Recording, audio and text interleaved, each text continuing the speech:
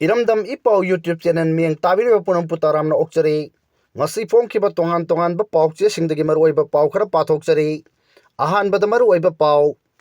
saknairaba sanaroi bambam masa matomta season aba honaramle hanagi CMN Biren amadi speaker TI Satyabrata anibu center Leingakta maikaitagi luchingbo oina khanba pamdre Churachandpur gi miyosing Imphal dagi flight tongba hore haina yumnam khemchana phongdokre amadi separate administration leitriba makai Leingak semlakpada Kuki-Zo MLA sing Yaoroi haina phongdokre hojik pau sandokna pijari saknairaba sanaroi bambam masa matomta season aba honaramle miyamna thoido hendokna sakhangnaraba amadi saknairaba international MMA player bambam masa matomta season aba honaramle adubu laibak phabadagi pulisna matam chana kalhore hairi mahak kari maram ki suicide taunaba honaramlibno haibado hojik phawbagi oinadi khangba ngamdre panba yabadi haukiba numit kharnigi mamang mahak ki social media posting da ai hingningdre haibana chingba wafam sing phongdokhiba miyamna thengnaki thodok adugi akoppa warol di hojik phawbagi oina phangba ngamdre former chief minister N Biren Singh speaker TI Satyabrata yauna ex minister amadi MLA singa ngarang numidang Manipur ki governor Ajay Kumar Bhala ka unakre adubu unakhiba asigi chapchaba maramdi khangba ngamdri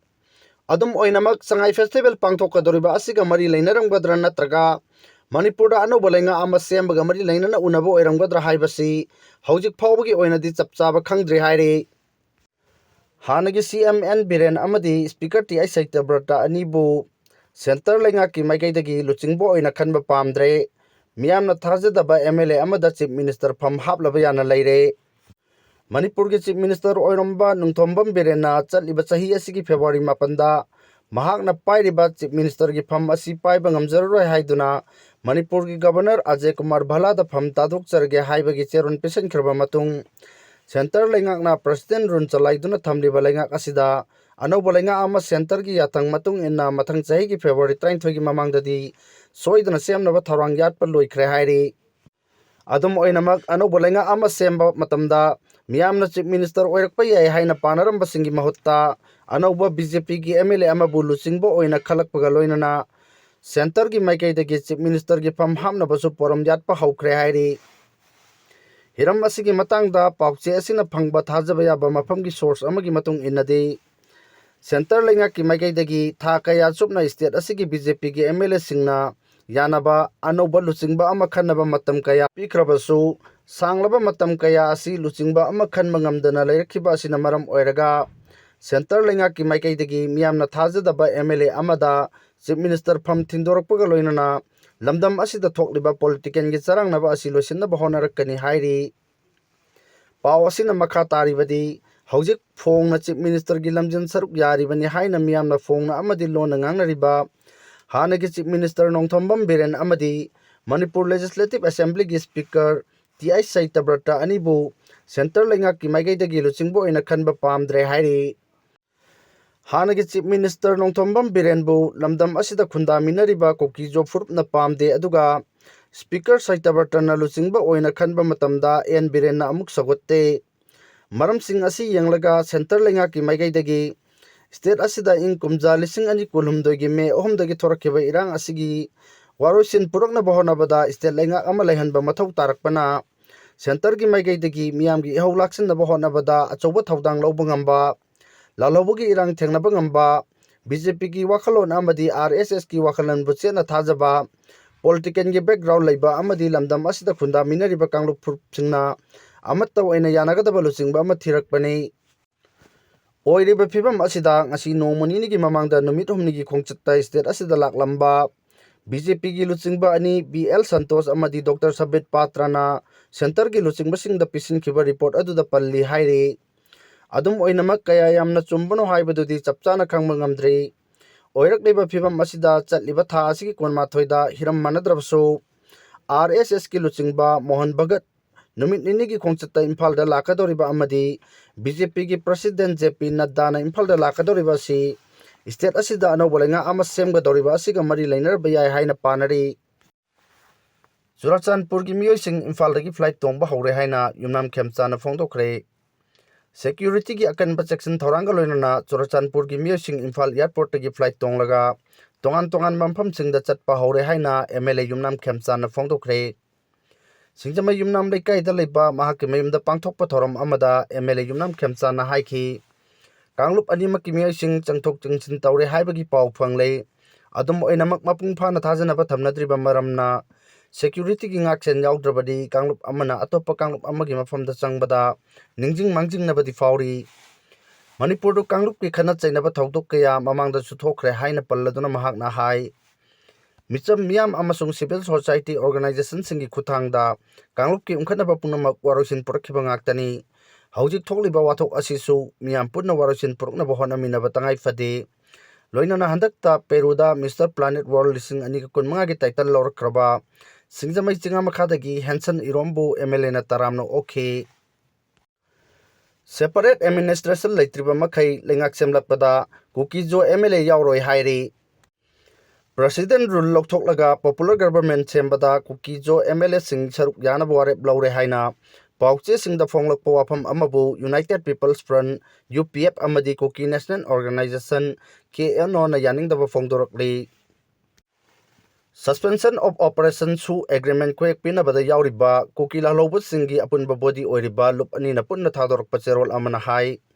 Anouba Leingakta sembada Kuki-Zo MLA sing saruk yagani haina warep lokhiba leite November 3 da Kuki-Zo Council KZC na sinduna General Conference ama pangthoki mifam aduda Kuki-Zo MLA singna popular government yaunabagi warep laukhide legislature leiba union territory ama demand taunabagi matangda mapung oina khanakhibani matam kayagi mamangdagi Kuki-Zo phurupna tanduna lakliba union territory gi matangda lekhai tadriba makhaidi phurup asigi MLA singna popular government sembada saruk yabagi wafam leiroi matung tarakpadasu KZC na taliba demand asi phangdriba phawba Kuki-Zo MLA sing leingak sembada yaunabagi ferep lauroi pauche kharada Kuki-Zo MLA sing popular government sembada saruk yargani haina phongnarkhibado semjin sajenba amasung yumpham yaudabani Kuki-Zo phurupna lauriba fereppu miyamda lana uhanaba honabani hojik phawbagi oina Kuki-Zo MLA sing amasung phurup asigi luchingba singna taliba political demand asidagi khongpham amata handokpa leite haina su cherol asina phongdorakli Amaromda Site 2 Assembly Constituency ki MLA Haukholat Kipjen amasung Singhat Assembly Constituency ki MLA Jillun Thang mathadorok pacherol amana hai Kuki-Zo MLA sing popular government sembada yaurgani haina pauche kharada phongnarkhiba report adu yumpham yaudabani Guwahati da KZC na sinduna pangthokhiba mifamda popular government semnabagi wafam khanakhi adubu Kuki-Zo MLA mifam aduda saruk yakhide mapung oina khanakhibadi separate administration gi matangdani hairi Kuki na homeland claim tawbagi matangda COCOMI na prime minister da memorandum pisinkhre KNO amasung UPF na Manipur da Kuki singi ancestral land right tanbagi matangda yaningdaba phongdokladuna coordinating committee on Manipur integrity COCOMI na prime minister Narendra Modi da memorandum pisinduna yaningdaba phongdokre COCOMI ki convener Khuraijam athawna khoyak peraga Ministry of Home Affairs ki advisor North East AK Misra da su copy ama yahon khiba memorandum adugi matung inna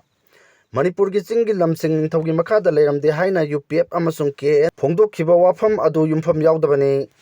Kuki gi tokhaiba administrative territory demand tawboda khudong chanaba semjin sajenbu wafam kaya phongdorakpani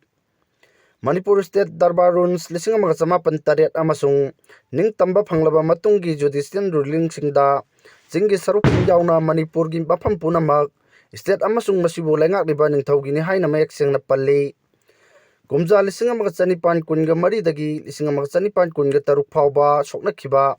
ahanba Anglo-Burmese war matung tarakpada Kuki sing kumja 1954 adwai dagi Manipur da changlakhibani loinana Kuki sing Manipur gi indigenous people natte haiba wafam su yauri UPF amasung KNO na home ministry gi official sing da thamkhiba wafam sing ado Manipur gi puari na thaina bahonabani madu kakthatpiyo haina COCOMI na prime minister da memorandum thaduna khangankhre United People Front UPF amasung Kuki National Organization KNO na Manipur gi chingi mafam amadi Kuki ancestral land gi matangda home ministry gi official sing da thamkhiba wafam sing ado Manipur gi puari na thaina bahonabani haina COCOMI na prime minister da memorandum thaduna khangankhre hiram asigi matangda COCOMI gi convener Khuraijam athawbana khoyak piduna prime minister Narendra Modi da thakiba Memorandum adugi matung ina tha asigi taruk amadi tareta UPF amasung KNU gi luchingbasinga Home Ministry gi official singa mifam pangthoki maduda UPF amasung KNU gi maikaidagi Manipur gi chingi saruksing asi Manipur da pankhiba ningthausingi makhada laikhide haibu wafam thamki thawong asi kuki singna taliba separate administration gi wafam asi achumbani haina unnaba Manipur gi puari bu nathainaba amadi puari gi asengba thodok lana lamjingnaba honabani lamdam asigi puari gi record jengbada kumja lising amaga jamapan taret ki Manipur state darbar rules amadi kumja lising amaga jamapan humfugu humdoi amasung lising amaga jamapan humdramapan gi judicial ruling singi matung inna singi saruk sing yauna Manipur gi territory asi state amasung masigi successor singi makhada lona yaba jurisdiction ama oina leiraki Kuki singna ancestral land gi matangda pallibu wafam asidi colonial matamgi warini ahanba Anglo-Burmese war da British na mai paklaba matung kumja lising amaga chanipa nifugi matam aduwaida Kuki sing asi Barma dagi changlaktuna Manipur gi chingi mafam kharada khundaba hokkhibani thawong asi British na Eastern Frontier khujum channabagi thorang tawkhibagi lalongi sarukni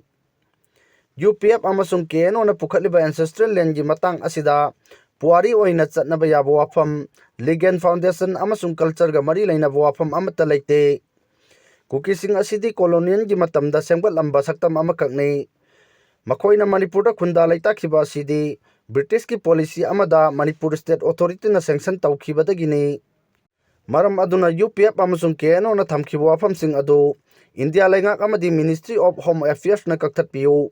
wafam sing adu ngalingai matamdagi chatharakpa Manipur gi laingaklon amadi document torba legal gi wafam sing gi wangmadani